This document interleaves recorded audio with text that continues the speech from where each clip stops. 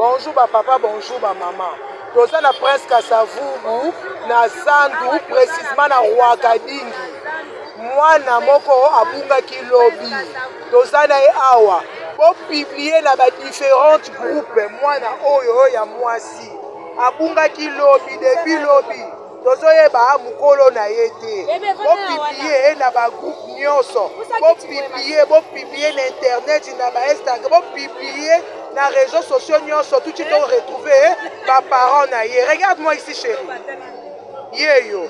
Mutu ayebi ba parents na ye. Aya na Rwakadingi na presque Savubu. Précisément dans la police ya Rwakadingi. Presque Savubu. Na kati na Zandu. Na Zandu na marché central. Marché central.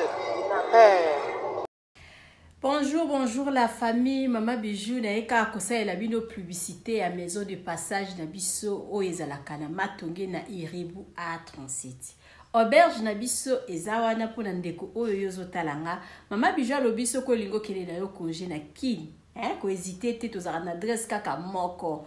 Na matonge na Iribu A37. Benganga ozwa place na oya kolala sino okorate. Maman Bijou alobi et pas la biso tozala toujours plein. Appartement la biso bandi à partir ya $15 par jour. So ko futa na Europe ko futa na euro. So ko futa na Congo ko futa na dollar. Maman Bijou alobi oya $15 wana so ko yeko umela. À partir de 3 mois tozala on a $10.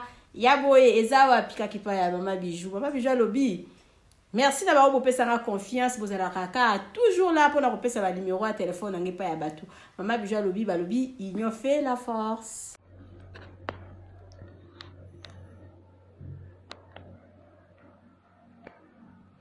Jolie maison. VIP à dégâts.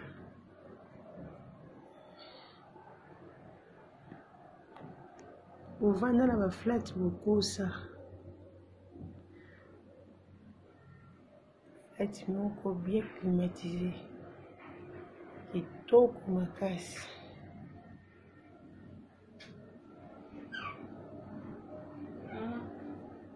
Alors oui, c'est une carte de votre affaire, sauf pas des d'accord.